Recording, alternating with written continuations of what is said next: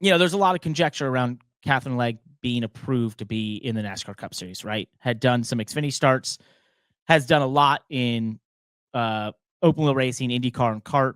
She's a really good race car driver, really good sports car race car driver. I've gotten to race against her in the GT class just as recently as Rolex 24 and super fast in those. But this is a difference, right? This is a big difference. And the Cup Series is the elite level stock car racing in the country. It's the biggest form of motorsport in the country. And, I was supportive of this because I do believe she has the resume to be there. But I also saw in this moment, the opening for some to say, if this is the top level, maybe there's a better system to ensure that person should be in a car on the racetrack in the event that something like this happens where she spins off four, in a tight situation with the 21 car and collects the 99 of Daniel Suarez, who's racing for a championship all season long. This is his full-time endeavor, right? I just think it opens up that discussion, which we've had before, which is why do we not have a proper licensing system that makes it that you have to, in this case, something like, hey, you have to have done Xfinity at this track or trucks before you can hop into a cup car, having never been there, right? And be at the top level of stock car racing. Yeah, I mean, NASCAR's licensing process is severely flawed, but I think that they're working on it. I think that they would like to have it more trued up and clear, but I don't know. I mean, it's the other thing too that's a point on this is, like, to me, it's not that she doesn't belong in the Cup Series or deserve an opportunity, but NASCAR's process even for approving her for, or not just her, any rookie driver or new driver, approving them for half mile up to a mile racetracks first, and then the bigger tracks is so antiquated. Like, it's been that way for decades. And yet, Parker, think to yourself for just a second. I'm like popping my mic. Sorry. Think for just a second. What are the hardest tracks that you would not send a rookie to? First of all, Bristol and Martinsville. Yeah, I was gonna say Bristol and Martinsville. And then obviously Phoenix is one of the most technically demanding tracks. You can never hide, especially if you're a little bit off the pace. And it's just funny to me that, like, NASCAR needs to see you race at Bristol and Martinsville before they can let you go to Michigan, where you would spend half the race by yourself away from any other traffic. Yeah, you're going 50 miles an hour faster. Like, I get that. But, like, she could run the race at Michigan, which is, I don't think the speed is a problem for her. And she would spend the majority of the race running by herself. And, she could learn NASCAR procedures or, whatever they need her to learn to see that experience.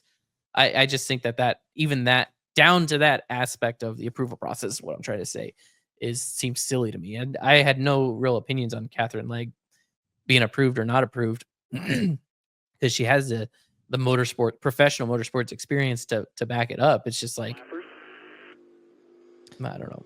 Yeah, and we're going to go on board here. This is Daniel Suarez's view on board. He goes, she was in a bad spot. Yes. The thing that she was doing wrong that's frustrating is you could tell that she was so overwhelmed by getting lapped because she was so far off the pace and people were pitting and coming out with fresher tires, and then they were so much faster than her that she let them control where she put her car on the track.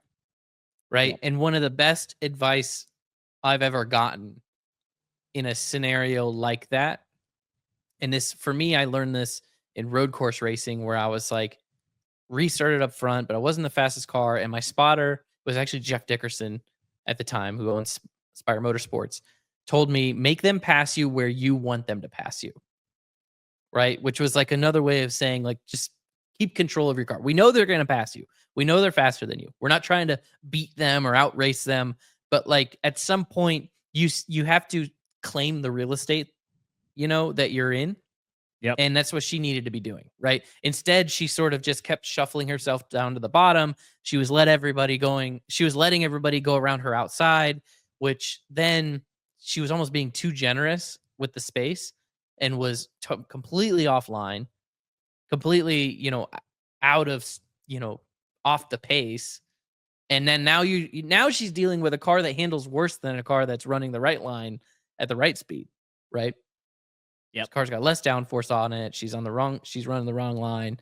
And so, that's what ended up. And that's the part of it that was like, but that's more likely to happen at a short track than I think I'd be more comfortable with seeing her at Vegas this weekend than at Phoenix. But yet NASCAR system wouldn't allow her to run Vegas before Phoenix. Yep. I just want to see a licensing system. I'm ready for it. The series is ready for it. We've harped on it a million think it times should be in the results show. based. Well, I think it should be some sort of metric system, like similar to other designs out there, but results obviously being a key, time in the lower series, track types, sure, that's fine. You can add that in as well for all I care. But I really think there needs to be a licensing system because it does two things. It's not just a system to allow certain people up to that level or, decide if they're eligible or not, but it also gives drivers who have that license a value, and it gives them, it gives you staying power in the Cup Series potentially. And if you make it stringent enough, it kind of gives you, just like having a tour card in the PGA, like it gives you this opportunity that others don't have. It's similar to the super license system, which we'll actually talk about in a little bit, in that, there's world-class drivers who are not eligible for a super license. But there is maybe individuals who are just as good as them who have the super license, and they're going to get the ride because they've put in the proper time and the proper places to have that license. And so it's like, it's giving you something. Yeah. And it gives you reward for your investment and the time of supporting that series and that sort of thing. So I think it goes two ways. I just think, this obviously opened up the whole discussion of approval and all that stuff. And I am firmly of the belief that Catherine Legge is a talented enough and, successful enough race car driver who should have the opportunity to be in the Cup Series. I just think it does, maybe she would have had more if there was a more clear-cut system as to how she got there. It's not a discussion, right? And I think that's what we need to strive for.